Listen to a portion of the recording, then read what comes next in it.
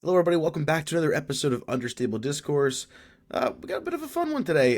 It's kind of short, kind of sweet, right in your face with what happened last week at the Discmania Challenge, and we're going to talk about the European Disc Golf Championship as well, and then take a little bit of a look ahead to this upcoming weekend as we return to PCS for the PCS Open. So, should be a good time. Let's get into it. So, this past weekend we had another split on the Pro Tour, with one event going down in Europe at the European Disc Golf Championship and another event going down in Des Moines with the Discmania Challenge. Now, very fun to watch these events, and you see a lot of people who were having a hard time not calling the Discmania Challenge the Des Moines Challenge, but I really enjoyed the disc golf that we got to see. We'll start with, I would say, I don't want to call it the lesser of the two events, but the European Disc Golf Championship definitely was very anticlimactic from a MPO perspective, interesting from the FPO perspective, but the fields were not super duper packed when it comes to powerhouses. In fact, the fields across both events were pretty split this weekend. But when we look at the European Disc Golf Championship, over on the MPO side, really not much to talk about here because Niklas Anttila just decided that it would be a good idea to completely lap the entire field. And that's not even me being dramatic. He finished at 32 under par compared to the 16 under par of the next closest Timo Hartman. And I mean, it begs the question, is Niklas Anttila the greatest European disc golfer we have ever seen?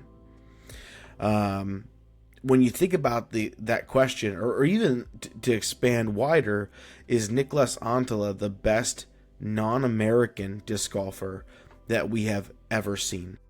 And to me, in my mind, there are only two people who come into that conversation. The first one is Seppo, right? Seppo Paju was really, really great disc golfer.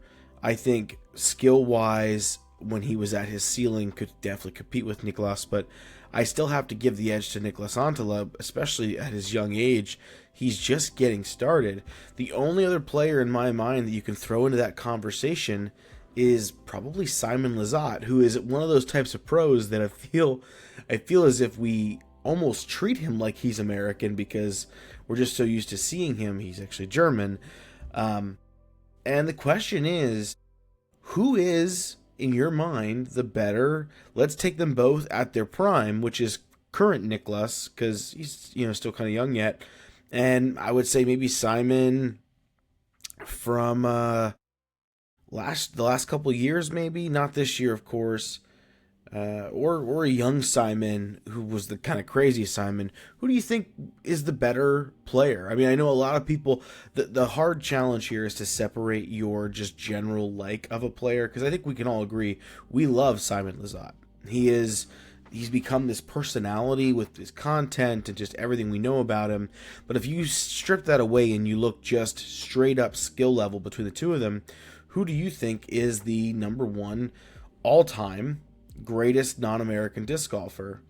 And I think I am gonna put my hat in for Niklas here, as crazy as that may seem, as much as I love Simon Lizotte. But if you think I'm crazy, let me know in the comments. But yeah, I don't want to say easy win for Niklas Anttila, but he definitely made it look like he was the only one playing this event, and everyone else was just kind of there. I'm a bit surprised because I thought we would see a better fight from like Mauri Vilman and a couple other players, but just nobody really even remotely close. And the interesting thing was, this event was full of really, really dramatic weather. Round 3 was probably some of the worst weather I've ever seen at an event. It was so bad that I think the hot round was it was 5 down, and most people finished even or under or over par for the round, compared to, like, when you look at the same course, we're seeing scores in the 7, 8, 9, even for Niklas 12 under range in round 1. In round 2, we see another 12 under, from Albert Tom, 11 under from Niklas, and then round 3 just halts everyone dead in their tracks, and then we come back for the finals, and we see those high profile scores again. So that weather really truly made things difficult in round 3, so much so that that there was a possible canceling of the 4th round, which we'll get to the significance of that here in a second as we shift over to FPO, which on the FPO side, it also similarly an event where there's not a whole lot to talk about, because this was, if you can believe it, the gap between the top 2 competitors and the next closest competitor was even larger than the gap that Niklas won his event by, which was 16 strokes. And in this case, it's 18 strokes for the FPO, because Eveliina Salonen and Kristin Latt, they both finished at 3 under par, the only 2 competitors to finish under par in the FPO division, to the next closest, Henna, at 15 over par. I mean, that is insane to me. And I think shows us that really Eveliina and Kristin are on a different level than most of their competitors. And the one name I'd say is the most surprising to not have here is Silva Saarinen, who finished 28 over for the event. I am the kind of person, like, when you look at things statistically, you tend to drop outliers that are just out of the ordinary, the worst possible outcome, because you don't know what's going on. So I'm not going to hold this against Silva pretty harshly, but I will say that this was a very disappointing finish for Silva, considering that we all, I think, in our hearts know that Kristin, Eveliina, and Silva are the top 3 dogs in the FPO division when it comes to European disc golf, and maybe even disc golf in general for the FPO division. But Silva just not showing up this week to even remotely come close to competing with Eveliina or Kristin, who were over 30 strokes better than her this weekend. But we have Eveliina and Kristin finishing at a tie to go into a playoff. But let's rewind back in time. And like we said, we mentioned that round 4 may not have happened. There was some talk about, 50 plus mile an hour winds, and it could be very, very terrible. And they may have to, do some things if they do make the round happen, they're going to have a crazy modified cut. They're going to have to change the way they tee off and do all kinds of interesting stuff. Well, before that happened, at the end of round 3, there was an interview with Kristin and MDG Media where they basically had her almost react as if she had won the event, given that there would be no 4th round. And it was really a really weird, awkward interview. And one of the biggest moments from that interview was where Kristin said on camera that she just right now does not feel like herself. And she's admitted to basically struggling to enjoy the game of disc golf right now, which I would say most of the time would come as a shock to a lot of people. But anyone sitting back and really watching her performances this year, specifically over the last 3 or 4 weekends, will tell you that that feels about right. Which is crazy to think about, considering that, outside of her 6th place finish at the USWDGC, she's only been 1st or 2nd at every single event this year. So how do you come in 2nd place and not look like yourself and look like you don't enjoy the game? I don't know. It's just this eye test thing going on with her right now, where she looks to me very, very tired. And I'm not talking physically tired. She does a lot to keep herself in really solid athletic shape. I think she just looks very weary, mentally tired of the grind. Maybe it's the bouncing back and forth between the United States and Europe. Maybe she misses her family. And you just reach different stages in life where different feelings can hit you. I know for me, I love playing disc golf. I'd play every single weekend if I could. But, we're 2 years into having my son, and he's starting to really become a lot more emotive and whatnot, and I'm finding it harder and harder to pull myself away from spending time with him on the weekends. Obviously, I devote lots of time to my family, but when I do decide to go play or make that trip possible, it's harder to do that, and you feel worse when you don't play well. And so I just wonder what's going on in Kristin's life right now that's causing her to have an issue. And one of the things that I think would be the most important thing for her to do would probably be to take a little bit of a break. I understand that the European Disc Golf Championship was an important event, internationally, when it comes to seeing the growth of the sport. But maybe it would have been a good event to take off for her. And this upcoming weekend with PCS, it's technically a DGPT Europe event, but it's not a major. It's not some world-defining championship, but she's playing in it. So she's not taking the week off, which I think, we're going to find out whether she's going to come to regret that, or if we're going to find out that she rights the ship on her own mentally. So she reacts to possibly winning, and they end up having the fourth round anyway.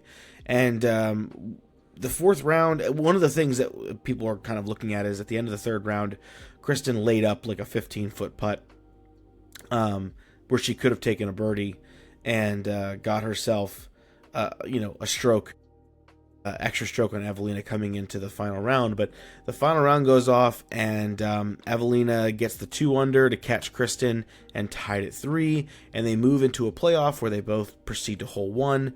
Hole 1 goes according to plan. Hole 2 comes up, and Kristin just absolutely airballs a putt, putting herself basically out of it, and Eveliina gets the drop in to win the event. And so now that's 2 wins in a row for Eveliina, one being the major, and here coming into the European Disc Golf Championship. And for having been away for a number of weeks, this is an impressive thing to do for her, because she took down the biggest major with one of the toughest fields that FPO has to offer, and then the very next week she goes toe-to-toe with Kristin and takes her down as well. So Eveliina's got to be feeling pretty good right now, and I would say coming into these back-to-back majors in Europe, it really shakes the core belief that Kristin is just the outright, favorite to win both of these events, because who's to say that Eveliina doesn't feel like she's the favorite to win after having all this success? So that all remains to be seen. It'll be curious to know what happens, but I'm always cheering for it, because the more parity we have in the FPO division, the better. I love seeing these close competitions and the drama, so we want to see more of that. Hopping over to the Discmania Challenge this weekend, before we get into the actual event itself, let's take a moment to look at one of the premier events that came up this weekend, which was the Creators Challenge. And that was an opportunity for the Pro Tour to have some fun.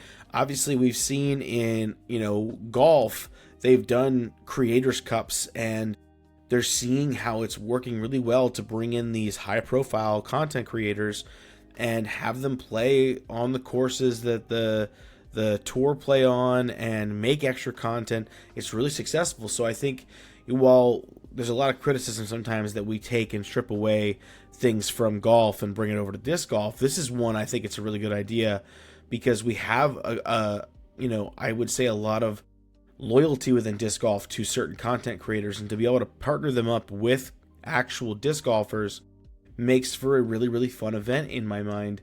And what we got was, I would say, seen from 2 different perspectives. The perspective of those who were on the course said that the event was fantastic, a ton of fun, and really, really, really enjoyable. And then for those of us at home watching the broadcast, we have a bit of a different story. I'll tell you that I am generally very critical of a lot of things that come out, because I want to see our sport get better. I'm not sitting here saying that everything is perfect the way it is because I want to feel good about disc golf. I am willing to step up and say, here are things that we need to improve on, because I want disc golf to continue to grow. And there were definitely some things that could have been better. Now, this was their first time doing this. I think that the biggest mistake they could make is to not do this anymore. It needs to become a yearly, annual tradition, and make it something that content creators really are trying to earn the spot on, to be a part of. And so some of the things that I think went really well, I think they picked great content creators for the most part. There are some that we'll talk about here in a minute that I think they probably could have done without. But, they had some really solid content creators. They picked pros that, for the most part, understood the assignment, We saw a lot of fun shots. The course looked fantastic, and I genuinely think that everyone at the venue enjoyed themselves. Some of the problems I think happened would, number one, be with just the general format of it. They did 2 cards of 4 pairs, and they played, obviously one card went out with Terry Miller commentating on that card, live on the ground with them, and then the second card went out with Jeremy Colling doing the same thing. And this created a interesting situation where we were bouncing back and forth between the cards to watch the shots and just not getting to see a lot of the shots from both groups. And oftentimes we were seeing the shots on replay because they either had the camera focused on the commentator talking to somebody who a number of times wasn't even a player or a content creator. And it just felt like we didn't get to see or enjoy the same things as the people on the ground. And that's kind of frustrating. In my mind, the best thing they could have done here, and I hope this is something they learn from, is that having 2 separate cards go back to back just isn't the way they should roll with this. They should have done 1 card with 6 pairs. And if I'm looking at the groups we had this year, personally what I would do, and this is no shade towards any of the people who I'm saying that they should have dropped, but if they wanted to maximize this, I think they should have dropped James Makes Music. I get it that he likes disc golf. He's not really a disc golf content creator. And I think they should have dropped the Party podcast gals. Now, I'll say this. Both played really well. Hannah Macbeth threw some great shots. The other member of the podcast, I apologize, but I'm spacing on the name right now. She threw some incredible shots. She talked about being a marshal on the weekend. And while I think they both played really well, I think the format struggled to have them playing to different baskets from different tee pads. And unfortunately, Kona, their pro, did not play very well. And it felt like they just didn't fit with the vibe of what was going on. And then, those are 2 content creators that I would drop. I would drop Kona as well. And I would also drop Alden Harris. Even though Alden is a content creating pro and he's a lot of fun, I think generally people would rather see Simon Lizotte than see Alden Harris if we're thinking about the best possible product. If we're thinking about the most enjoyment, believe it or not, I would actually suggest dropping Simon, because even though Simon's a lot of fun and he has this great content creation and personality, he just didn't seem to vibe with his partner at all. Didn't feel like he was engaging in this format in a particular way. But so I say if you put Bedanza with Simon and you bring along Gannon and Jay Milley over to the second card, which a lot of people were saying was the more fun card, that's a group of 6 pairs that would be electric on the course. Also, when it comes to the special challenges they did, they can't put them on back-to-back holes because it creates a position where we're never, as fans watching live, able to see all the shots of both the cool different special rules they were running. And if you're live in person, you can't enjoy both. There's no time for you to walk from one hole to another to be able to see both teams tackle the wheel. So I want them to be. And also, I think Big Germ and Terry were not really well informed on what the assignment for this event was. They were shaky on the rules for some of the holes, and just all in all, I would give the idea for this event an A+. I would give the execution for at the event itself sounds like an A- or so. And then for those of us viewing at home, I would say the experience was probably a C+.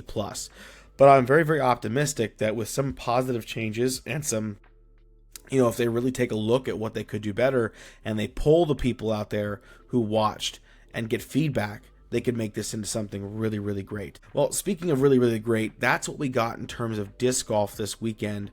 A lot of people say, the Preserve and going out to Des Moines, these are the boring tournaments, whatever.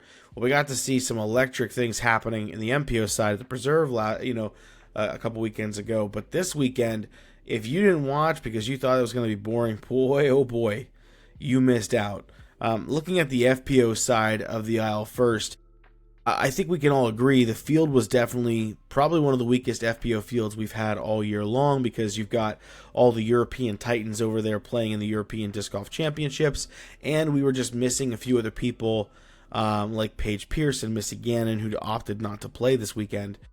But we still had the powerhouse of Holland Hanley, and I think everyone kind of thought to themselves, like, this is Holland's event to win if the rest of them are not in the field. And, she got off to a decent-ish start, but started to climb and climb and climb. But there was one person who consistently stood in her way, and that is the young phenom, Cadence Burge, who has been popping on and off the tour this year and giving us showcases of her skill and ability, and how she's kind of bringing some of the weaknesses of the FPO division into her favor with solid putting skills, and just being very, I would say for being such a young person, she has a very professional mindset. She seems to be very stoic on the course.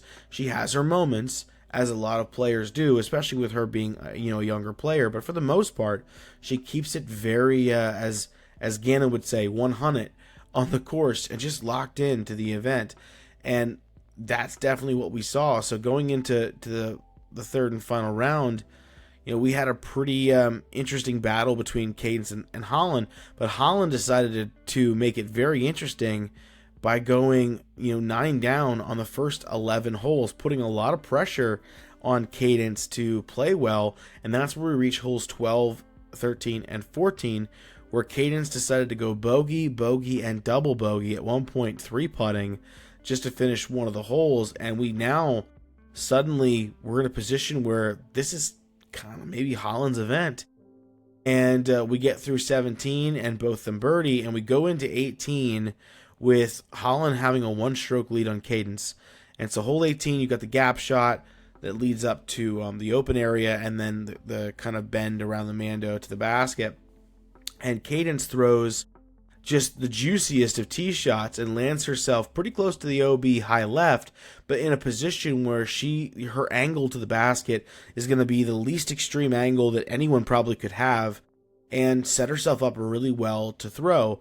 Holland decided to blast her drive really far, but she put it too straight, pinching off sort of her look around the corner to get to the basket. So technically she's in a worse position, but Cadence was the one who was out. So Cadence went first and threw a absolute dime of a backhand turnover to park the hole, putting all the pressure on Holland's shoulders of, if you want to win this event, you need to birdie this hole. Otherwise, get the par at least, and we can go into a playoff. And so Holland throws a forehand shot, and right away, anyone out there who knows kind of what to expect or what we needed there could tell you that there were two problems with Holland's forehand. Number one, it was not tight enough to the mandatory, and number two, it was nowhere near high enough. And so instead of crashing that towards the green, it juices itself way past the green, out of bounds, basically setting up a throw-in attempt from what felt like 100 plus feet for Holland, who proceeded to throw it out of bounds a second time. At that point, it didn't really matter. It was all gas, no brakes. And leading Cadence for the drop-in birdie on the hole she hadn't birdied all weekend long to take her first ever DGPT win. And I mean, just an incredible moment, getting to see the connection she had, telling the story about her dad, who in the middle of the second round, I guess, saw one of her real big putts early on in the round and just felt the urge to, I need to go right now. And he drove like 10 plus hours to get to the event, to be able to be there for the final day, which was, I mean, really, really cool. And one of the things that was brought up that I don't think there's some people who have talked about it, and props to them over the disc golf world, they brought this idea up. I really loved that her dad came out and did not feel the need to make himself the caddy. He just spectated, allowing Cadence to do her thing and just sit back and enjoy as a parent. And I imagine it was such a cool thing, a cool feeling, and big congrats to Cadence for the win, and I think it's not going to be the last win we see from Cadence in this year. I don't know, maybe she'll get another one this year, but she's a young talent in the sport who I think is only going to be destined for big things. On the MPO side of the field, boy oh boy, did we have an interesting event here. Coming out of round one, once again, like we've seen plenty of times before, Calvin Heimberg shooting the hot round 13 down. We've got people like Corey Ellis on his heels. Not surprising, Corey Ellis has been pretty competitive in the last several events, so good for him. And we have Ezra Aderhold shooting 12 under, and then you got Isaac and Ezra, and just the course got lit up in round one by the pro field. And coming into round two, we saw that come back to reality. Calvin only shot the 5 down. A couple other players shooting 6s and 7s. Sullivan Tipton shoots the 10 under par. Super impressive to bring him up 20 spots to be on the chase card going into round 3. But Ezra Aderhold stays strong at 8 under par, giving himself a 2-stroke lead going into the final round. And I think a lot of people kind of had that same thought of we've seen Ezra do this before. Technically we haven't, because according to him, this was the first time he was ever going into the final round on an event with the outright lead. He's only been on the in that position once before, but it was with a tie for the lead, and that was earlier this year at the Cascade Challenge. So he has the lead going into the round, and he has the dream start of going 5 down through 5 holes. And at that point, really putting himself in a position, I think at that point he was 3 or 4 strokes ahead of his next competitors. And things were looking pretty darn good for Ezra. And according to him, he wasn't checking scores at all. He was leaving that job up to his brother Judah on the bag to sort of give him the nod of we need to be aggressive or we just need to keep up to the game plan. But when your game plan is birdie every hole, like Ezra said it was, I guess you don't really have to do much. Just go out there and execute your game plan. And if it works, great. And if it doesn't, that was your game plan. And so we start to see a little bit of separation. You've got Evan shooting pretty well, Sully shooting pretty well, and a man by the name of Adam Hammes, he starts shooting pretty well. Adam did not have a very great first round and found himself in 14th place going into the third round, and just decided to put down one of the most insane rounds we've seen at 14 under par, bogey free, to really put the pressure, to grind the screws into the lead and see if he could compete. And by the end of his round, he was right there. Ezra hit a bit of a rough patch in the middle of his round on holes 6 through 9, where he was +1 through that stretch, showing his first sign of emotion that round as he punched the ground out of sheer frustration. And we kind of thought, oh no, is this the Ezra that we've seen before, who kind of starts to lose it a little bit, lose his grip on the event, and then maybe tries something a bit too aggressive and then gets himself in trouble? But he actually did a great job of sort of recentering, refocusing, got the birdie on 10, birdie on 12, 13, 14, and 15, and then a little bit of an errant tee shot on 16 gets him out of bounds. He gets the bogey, but 17 he gets a birdie from one of the greatest drives I think we've ever seen on that hole. And so he's going into hole 18, and he has a lead. All he has to do at that point is, I think he was able to even bogey the hole. So he just has to get clean out the gap and throw a cleanup shot. And he throws a beautiful tee shot that gets him out the gap, walks up, and he throws this up shot. And he said that in that moment, he walked up to his brother, Judah, and kind of wanted to get a sense for what we need. And Judah just looked at him straight in the face and said, par's great. Par's fantastic. And at that point, Ezra knew, I just got to execute this upshot.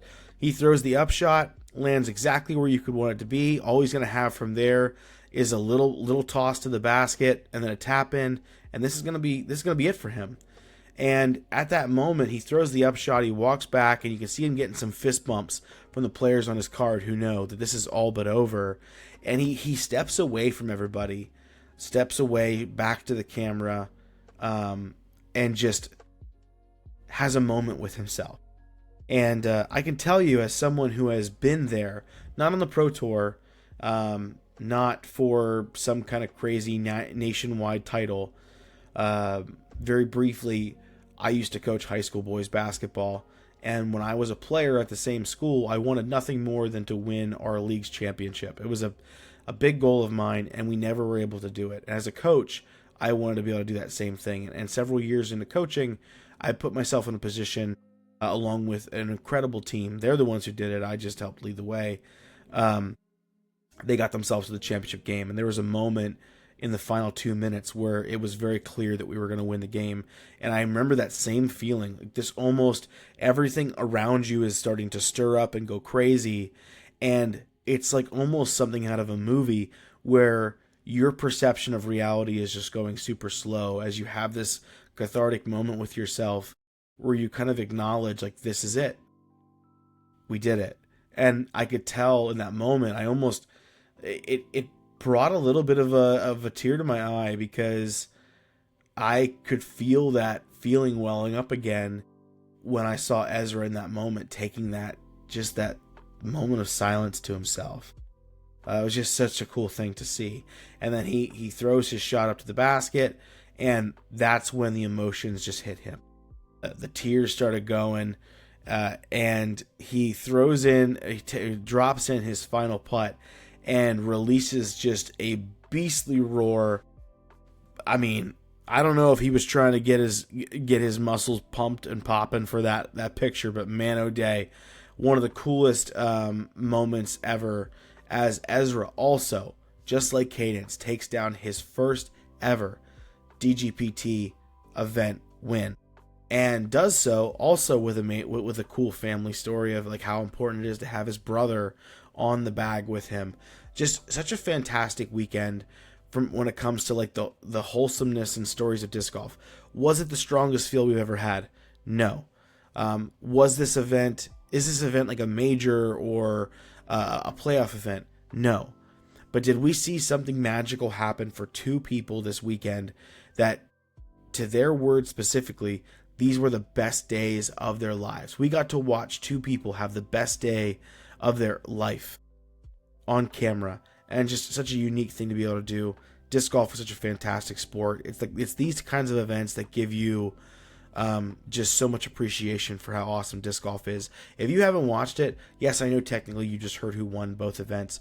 Go watch the final 9 holes of each of those rounds. If you're doing it on the FPO side for Jomez, just put it on mute or something so you don't have to listen to the commentary. But seriously, it's worth the watch. History was made this weekend twice.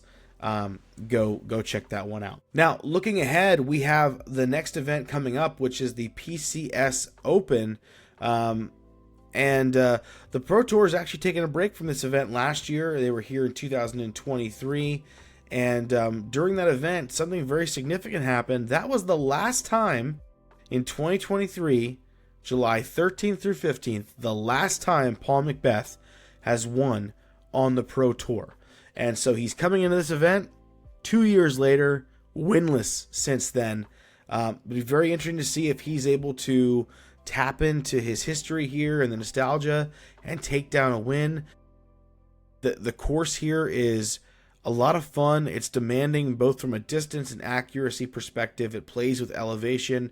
It is one of the best events I think the European Tour sort of has to offer. And if you're able to watch it, please check out MDG Media's coverage of this event. As we get a little bit closer to the majors, we'll take some time and really dive into the courses themselves and the history. But right now, this is a great opportunity for you to go and enjoy something really unique. We didn't get to see PCS last year.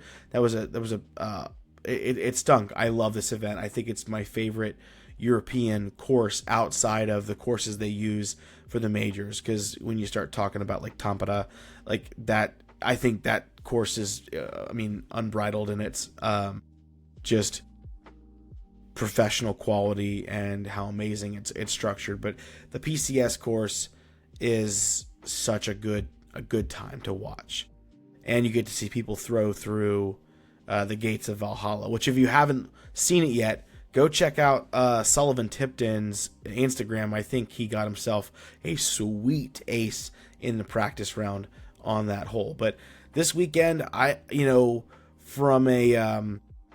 from a competitive perspective on the FPO side, we're actually seeing a pretty strong field here with, Kristin, like I mentioned before, but we also have Silva, Eveliina. Paige is coming back for this one, which is really interesting because this is the event, I believe, in practice that Paige absolutely destroyed her leg 2 years ago. So this is a big moment for her too. So Paige is there. We got Hannah, we got Anakin, Emily Weatherman's there, and then a few other people who I don't think have any chance to win the event.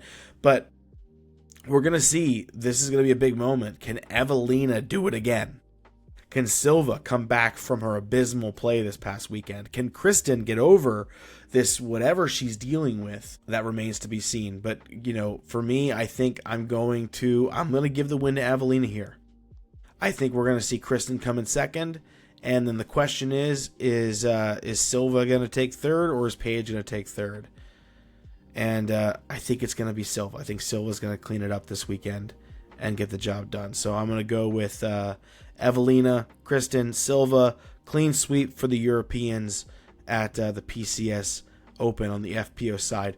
Over on the MPO side, we have a strong field. We've got Gannon, we've got Ricky, Isaac, Kyle, we've got Paul Macbeth, AB, Ezra, Niklas, Matteo, Adam Hammis, Aaron Gossage. Like, we've got so many good players who are going to be in Europe for a while, and I think this event could be won by a lot of them. Is Gannon Burr going to play a second bad tournament in a row? Which you can hardly count his last tournament as bad, but based on the standard that he showed us, is bad. I'm sure he'd tell you it was bad.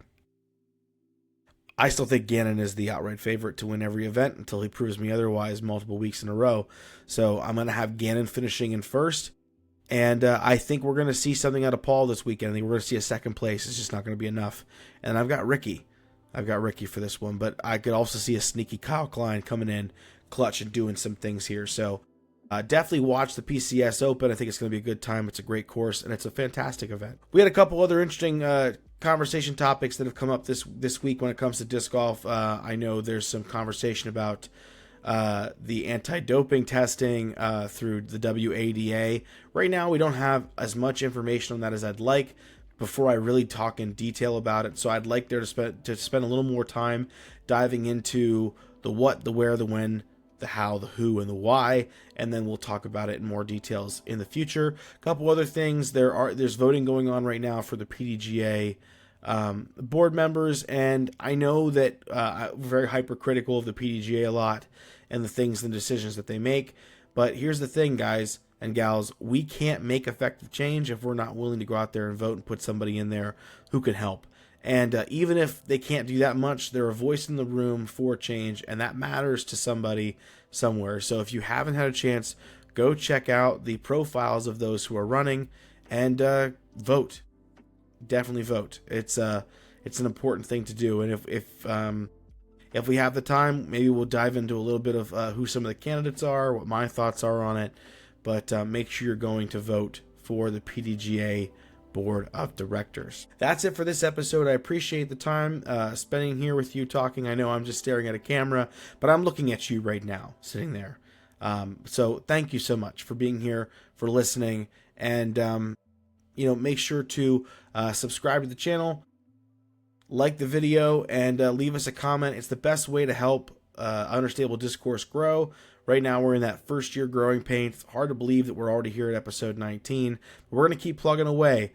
Whether it's 10 views, 1 view, 100 views, or 1,000,000 views, we're going to keep having a good time. And as we come out of this middle part of the season, there's some pretty big things around the corner for this channel as sort of get some direction on where some things are going to go and some things that we're going to be adding and just trying to make better.